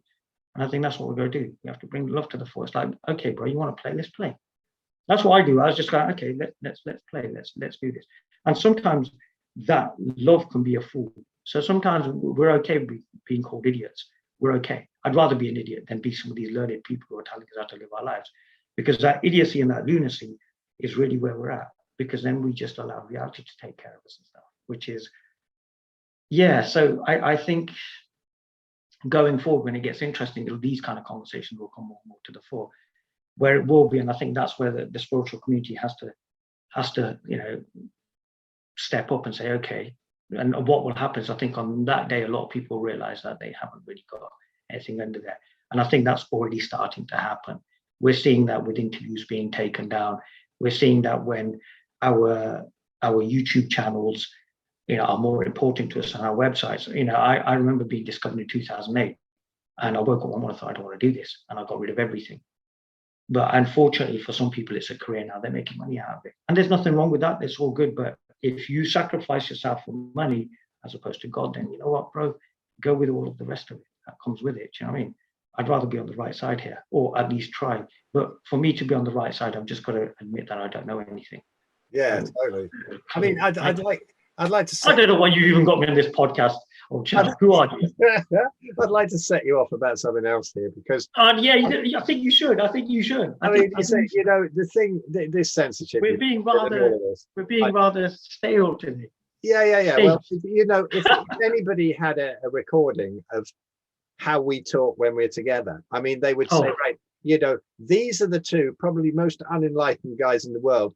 And they're disgraceful, and that's offensive. And every 2 seconds, that's offensive. Yeah. This is what's so lovely, not being able to take offense. Now we've got this censorship, this political correctness, man. I mean, check this out. What have we got? Now we've got, you're not allowed to say breastfeeding, it's chest feeding, in case the dad's doing it. You know, you can't say blackboard, whiteboard, all of this crap. And do you know what I heard the other day? It was hilarious. I put it up on my Facebook that you're not allowed to say shark attack anymore, I believe, in Australia, because it's a bit sharkish. So now it's an interaction. So if you get both your legs ripped off, it's a negative interaction. I mean, where does this stop? It's ridiculous. I'm so glad you said this. What I love is that, you know, you watch something like Fawlty Towers that could never be made these days, but there was no. Oh God, no! Fawlty Towers is classic. It's impossible to say that, and the stuff that we say is with no offense, with no nasty feeling. It's just fucking hilarious. No, let's. I mean, if we did an uncut conversation, if there was an uncut conversation, mate, then you know, you and I are racist, sexist, homophobic, I don't know, whatever other phobic and everything, the whole works, and you know, yeah, that's all right, that's good. But this backs up my point. But it's so unspiritual, though. What's spirituality? Why are we here? What No, are we talking? exactly. Yeah. No, you know what it is. This backs up my point that we need to talk. And the reason we need to talk is because what's happening now is our language is being used to disempower us. Social media was the first step. Think about it. So I can encapsulate how I feel in 140 characters. And now it's like people are sharing.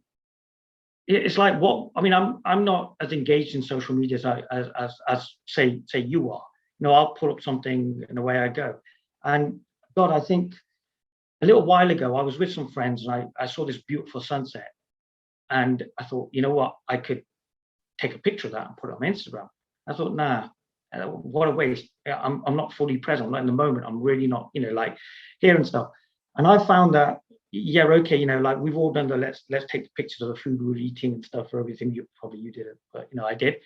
But the thing is, we need to kind of come off that. And the thing is, one of the things we've got to look at is language. Language is massively important. I think this whole thing will happen via language. And what's happening now is the narrative, the debates are being shut down. You cannot say anything now without offending anybody. So what's happening now is people are sitting in their homes who are watching these changes happen, who have been disempowered by language. It's like we have our modern version of anti-Semitism going on now. Do you know what I mean? We're literally going through Mao's Cultural Revolution in the truest sense of the word. The books are all there. They're being de-emphasized. We are not being allowed to read, to learn. You know, everything's bite-sized and being thrown at us. Everything's a meme now. And what does that do? It shuts down the debate. It's like years ago when I first started, I do these really short memes, and I go, when I grow up, I want to be like those other people like Phil, and I want to write really long, lovely things. People were like, oh, we really love them because they're convenient. So what's happening is they're creating such a convenience that we're becoming lazy. They're now creating the convenience where we won't think anymore. I come from the Muslim community. Now, what happened was I left home at the age of 18. And that was when men were men and women were women. And you said something and you meant it. And what happened was, you know, I met my partner, got about 4 or 5 years ago, came down to Manchester. And it was like the culture shock of culture shocks. I was like a stranger in my own community. I'm like, what's going on here? And it's completely at loggerheads to anything I knew and stuff, everything. And I was like, hey, I don't get it. I don't get it. I got accused of all sorts. You know, you're like this, you're like that, you're like this. And it's because, guess what? This shutting down language is now allowing us to effectively police ourselves as well. So we're self-policing now. And nowhere is that more evident than in the vaccine debate. If you really think about it, what the government has done is they've literally, throughout the entire pandemic, and no doubt, obviously, you can corroborate this, they've literally said, you have to keep us safe. They've literally admonished, you know, like themselves of any blame or any responsibility, and yet still have the power in their hands. And it's great to watch. And this is what we need to be talking about. And this is what true spirituality is about, because I can pretty much guarantee you, with some of the teachers I hung around with, that they had day-to-day conversations which mattered. I don't care for my chakra at this moment in time when the conversation about this, you know, like de-emphasizing of whatever is going on, you know, like the fact that narratives being broken down, you know, and it's something that it's like I'm looking to record a video soon about misunderstandings. And it's something that's coming up a lot, that there's a lot of misunderstanding. Why? Because language is being used against us. Simple language patterns. Then on top of that, with social media as well. And this is why, again, you know, it is literally about going out and starting on the grassroots and stuff. This stuff is great. Don't get me wrong. It's great. It's a calling card. You and I both know that if you need to have the conversation, you need to be sitting there. You need to see the whites of the guy's eyes. You've got to see which way the guy's going to move or she's going to move. And that's when you talk. That's when it gets interesting. By isolating people, by putting us into lockdown, that's effectively being shut down. And what's silly is the spiritual community should have picked up on that. Should have picked up on it from day one. What did most teachers do? And I hate to say this, most teachers, because I love a lot of them, they hit Zoom faster than a rabbit gets fucked. It was crazy. They were terrified. And now things are opening up. Where are these people? They were doing meetings with 300-400 people. Get out there, show your face. People need to see you. The amount of messages that I get from people going, we so regret not coming to your meetings when we had a chance. It's literally show yourself. Literally show yourself. It is, you know, like you said, it's about spiritual teachers coming out. It's about show yourself out. Get involved in the debates. Realize that we probably don't know as much about the geopolitical situations that are going on, about the economic system, this whole need for a decentralized currency. Are we going to get a decentralized currency? What about China, what about this inflation that we're looking at? As I'm saying, this whole thing about climate change, is it really climate change, or is it a case of the billionaires need more carbon, so because of that they're telling us that we need to bring our carbon footprint down so that Jeff Bezos can keep growing? These are the kind of things that we need to be talking about. But this is something that I feel will come out organically and stuff, and for us to be wrong as well. Maybe Jeff Bezos really has got everything in our interest and set up Amazon because he loves us and not for that 210 billion net worth that he has got at this moment in time. But it's amazing how a lot of spiritual communities and spiritual people, they just want to shut off the news now. They don't want to know, because it says maybe we need to engage that. Maybe we need to go into that and go into a narrative and start looking at what's happening in our communities. And I think that's where it's being divided into two camps. One camp is actually going out now, wanting to know what's happening in the world, getting au fait with current affairs, reading the right, literature, listening to the right podcasts. And there's the other who are going, oh no, it's all love and light. And what's going to happen is that the 144 Galactic Federation of Light are going to come down, and it's like, no, it's called you're spiritually bypassing because you're scared. Because most of them are. Because if we, every teacher I ever met was a valued member of their community. They were the people you called upon when your goat wasn't given enough miracles, something like that.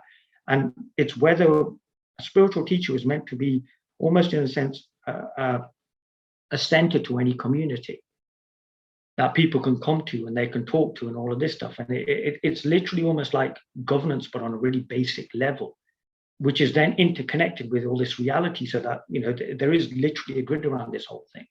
But the thing is, most spiritual people are now, they're too busy wanting to debate the most mundane of things.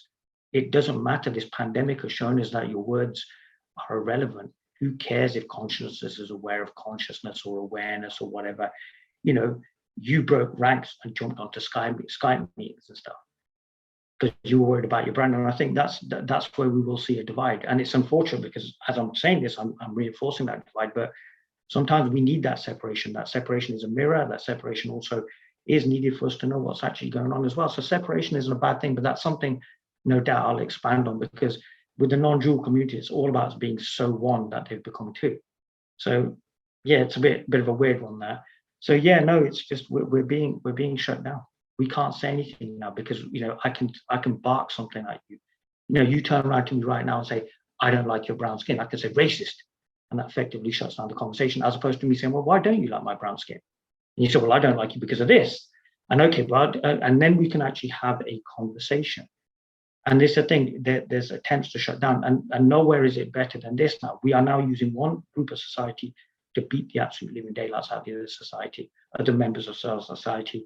And we've got mass media, we've got we've got the TVs and everything. Even the TV screen, it's not a continuous picture. It's apparently it's a hypnosis of sorts and stuff.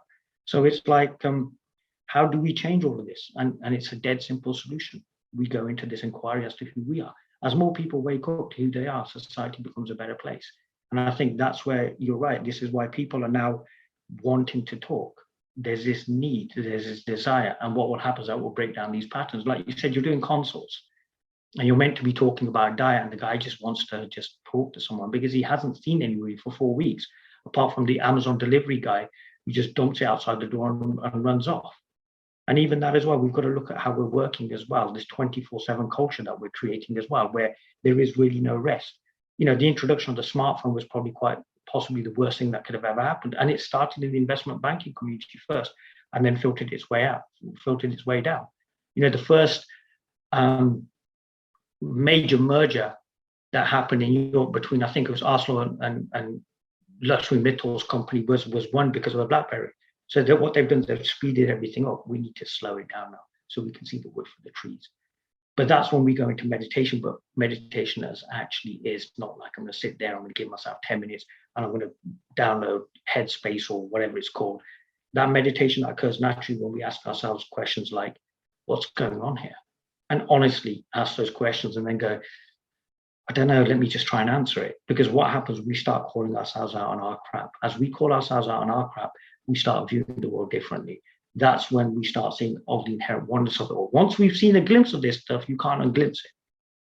And this pandemic is providing such an opportunity because the curtain is being lifted and we're going, no, something's not right. Because now a lot of people are kind of going, the fact that people aren't taking up the vaccine The fact that I've got to offer you a Krispy Kreme donut now to take a vaccine, or in a certain American state, guns and everything,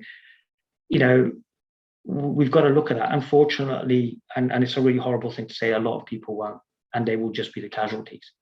And unfortunately, that's going to happen as well, because there is a natural order to this. It's just as an attempt to manipulate a natural order here, and it's crazy, but it's not something that's 24/7 really. So yeah. What gets me is this prevalence of absolute black and white thinking now. Say you post something, Yeah. And then somebody says, well, you believe that, what the hell, this is totally wrong. And no, I'm not saying, and you're trying to persuade people from your position of authority and influence, and no, I'm not. I'm just saying, here's another possibility. I've gone through another layer of the onion, and it might be a rotten bit underneath. What does everybody else think? No, it's crap, or you believe it and you're a far right dangerous conspiracy theorist. This is how they've set us against each other, instead of saying, that's interesting, but perhaps it's slightly different this way, in which case I'll go, wow, that's interesting, let's see what you think. Where's all the gray thinking, all the colored thinking? Where has this gone? Why has it disappeared? Fear. They've used fear to shut down the narrative. This whole black hole. Look, when I'm scared, I can't see the wood for the trees. It's like I came across a situation in which a certain young lady lost everything that she had. She went into complete fear mode. I couldn't speak to her. Like, I literally had her solutions right there. Look, just slow down. But she couldn't do that. They've panicked people. They've panicked people to the point where gray thinking is a luxury now. It's like, example, I've not really worn a mask, but one day I decided to wear one.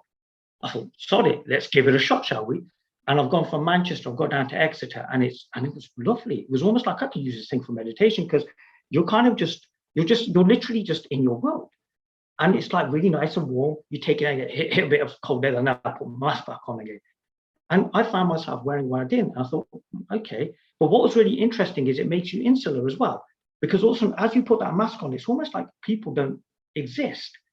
You're in your own little bubble. And I thought, I could see why people will wear these masks, because they're almost comforting. So I had this day where I wore this mask, and I thought, I get it.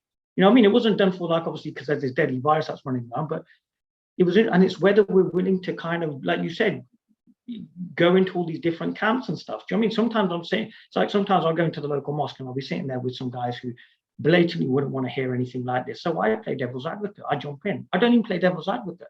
I just play idiot. I say, brother, tell me about these things. They go, oh, brother, you must keep away from these ones. They are the deviants. And you go, all right, tell me more. And you kind of get a unique insight. And I think that's what we need to do. We need to kind of go into that narrative of people kind of going, this virus is going to kill us and the government's out there for us, and the Delta variant, you know what I mean? It's really, going to kill us all and everything. And we need to go, okay, well, why do you think that?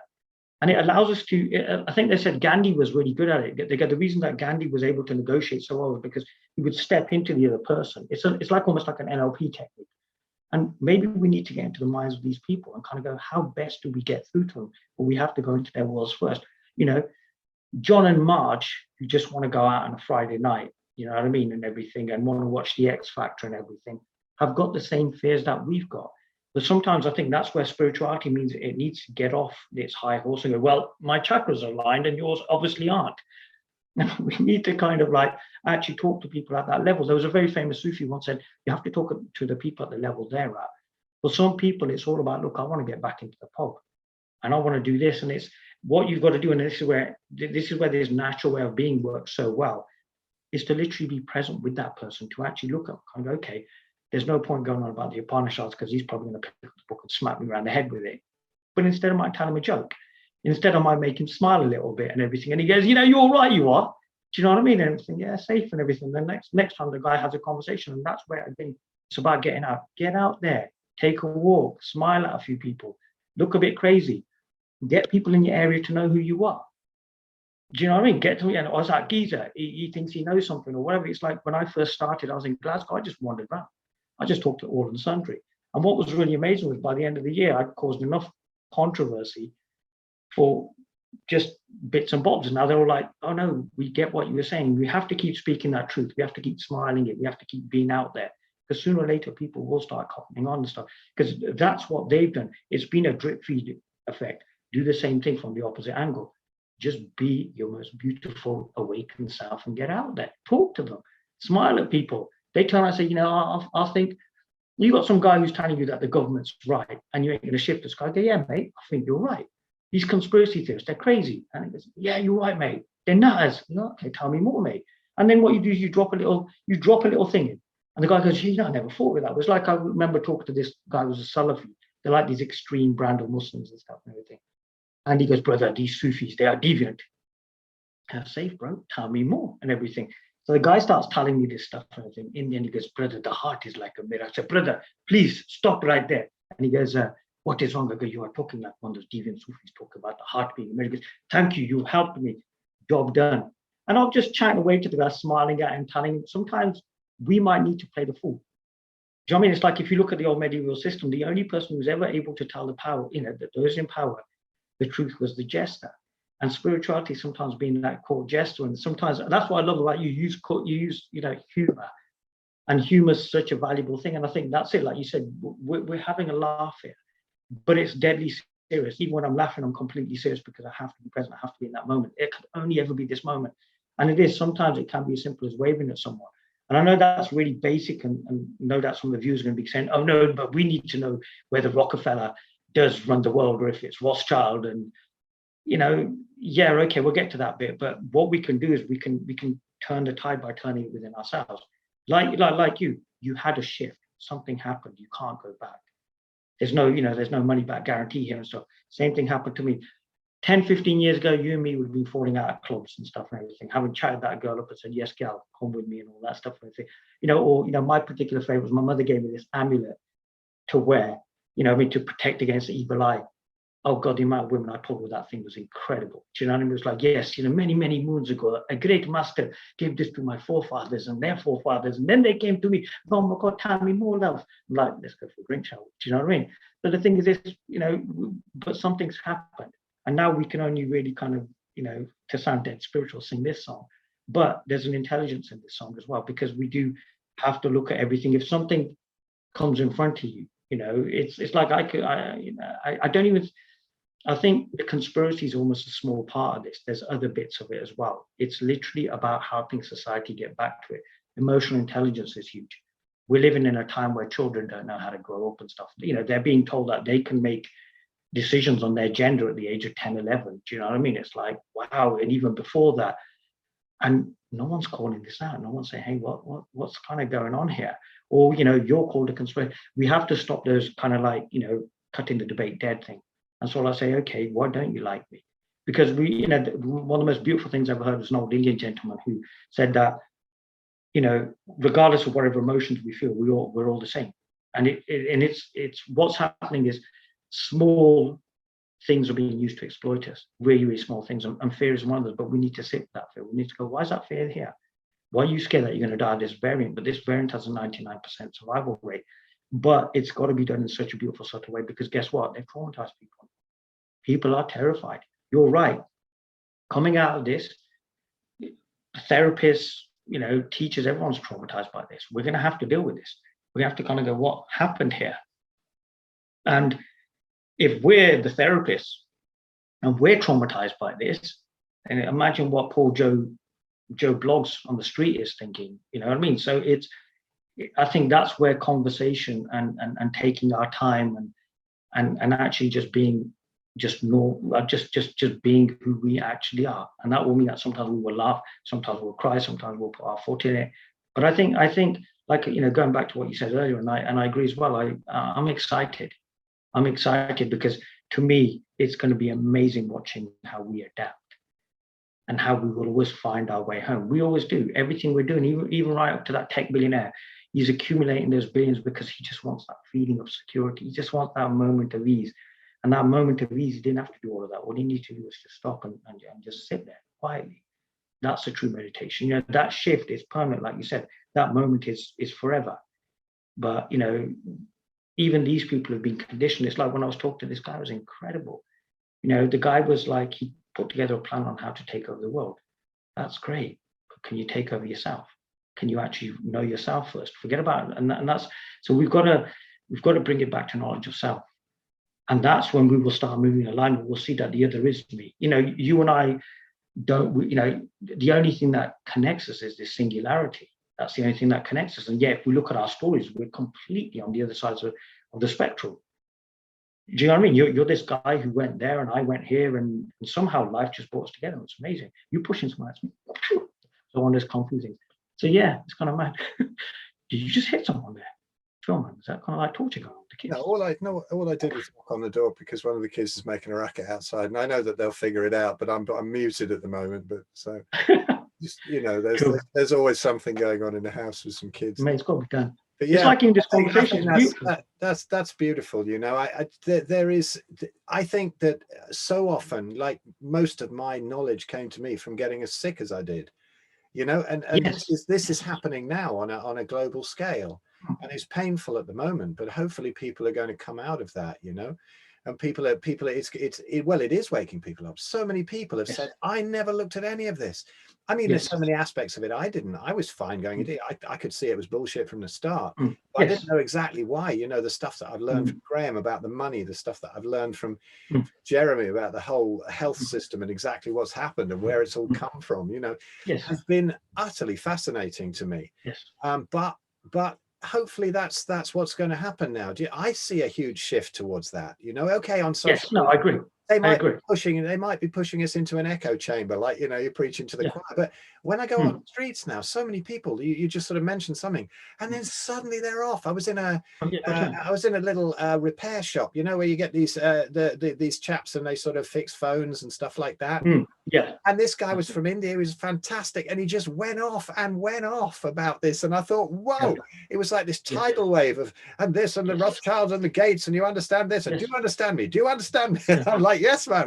But it's all coming out now. I was desperate to talk about it, you know. Yes.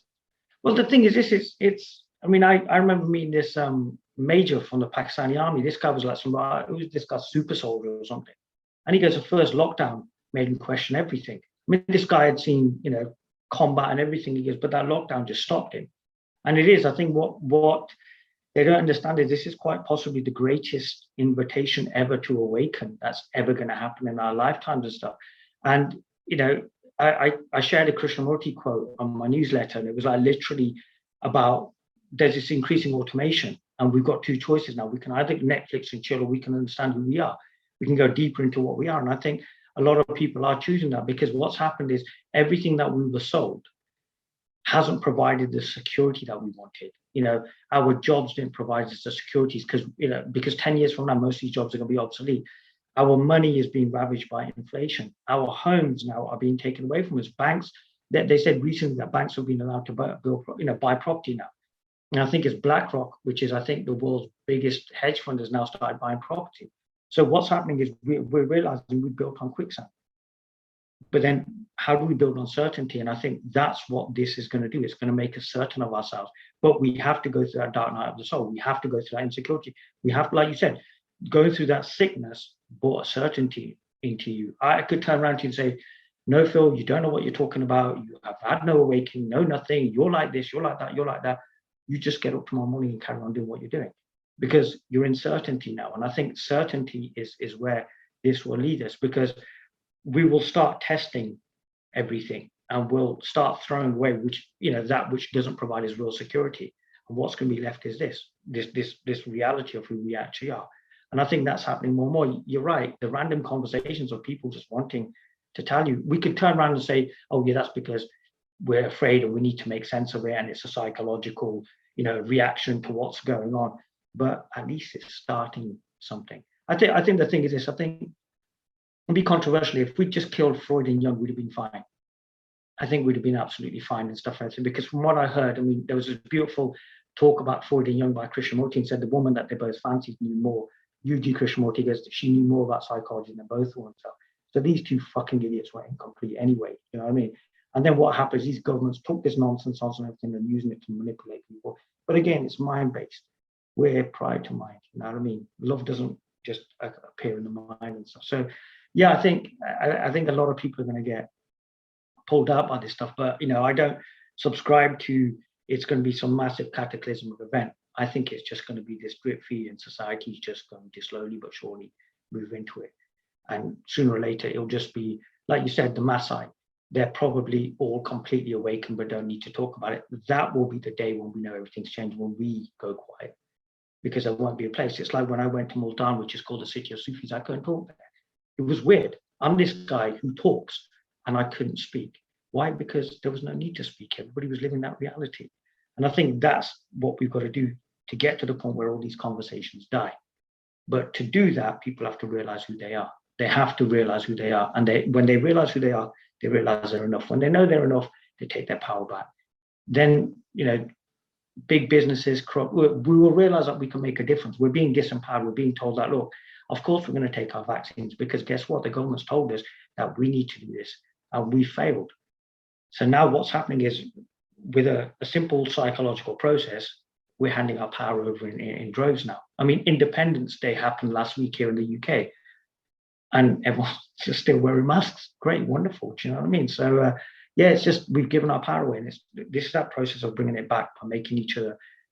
Let's start talking. Let's start taking responsibility. Let's start literally bringing it back slowly but surely. I think we will. If we need a cataclysmic event, then that's absolutely wonderful. If we need some sort of mad Harry Potter Lord of the Rings thing, then that will happen. And if not, then it will. It's even this conversation. I absolutely love this conversation. I've never been so at peace when you and I talk. Normally when we talk, it's really frenetic and it's crazy. And we say controversial stuff. And this is just two guys just talking. It's beautiful. That's it. That's the beauty. That's it. What's going on here, Phil? What's going on? That's lovely. And do you know what? I think that's a beautiful place to end. I think we're on about the right time for people to maintain their focus. Mate, a joy as always. And thank you for having me. Well, don't be daft. Just so tell everybody where they can find you, because you've got loads of beautiful videos out there that they really should be seeing. Oh God, YouTube. Tell them about your books and go on. Away you go.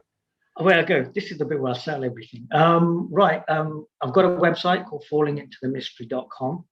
There's also a YouTube channel if you just put in my name, Zahir Khan. I'm on pretty much all social media as well, and I've written 2 books called Falling into the Mystery and Reflections, Musings of a Madman in the Same World, which is a book of poetry. Reflections is my personal story as to how this kind of came to pass. But what I'll say most importantly is, feel free to get in touch with me and everything. But going on from what I've said, please meet me one day. Please meet me, or please meet Phil. And let's try and make an effort not to meet just on this online space, but to actually meet each other. I had this beautiful incident that happened about a week ago. I jumped out of a car and bumped into someone who'd been watching my Facebook videos, my YouTube videos, sorry. And he just came up to me and said, Zahir Khan. I was like, yeah. And we had this beautiful conversation. And I think that's what we've got to focus on, that reality. So I really, really, really, really, really, really hope from the bottom of my heart that reality brings us together. Because as beautiful as this is, I miss the two of us just meeting, and just wandering around Parbold and just chilling out and doing whatever we need to do, and wandering around Liverpool and Manchester and all these kind of places. So, well, we will do soon, but I tell you, I'd probably best not put that on my channel. I don't put that on the channel. Don't put that on. Take that bit off and everything. Edit it out. No, just all my social media and all of that stuff is all there. There'll be links. As a matter of fact, I don't even know why he's got me to say this. All the links will be down below or up. Yeah, but people listen to stuff, don't they? fallingintothemystery.com. The YouTube channel is Zahir Khan. I'm on all the relevant social media, and I just get in touch with me, and like I said, let's try and meet, and let's look at each other, let's see the whites of each other's eyes, and let's talk, because that's when it gets really interesting. And with that, I'll say thank you, Sean. Beautiful. Thank you so much, sir. That's fantastic. Thank you. Right, we'll do it again, and I shall see you in person soon. Perfect. Thank you.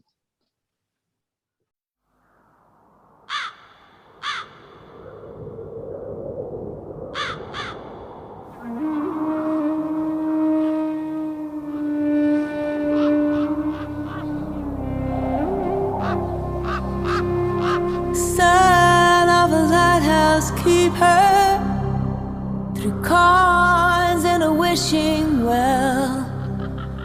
Prayed for a love to call his own, a love to break the spell.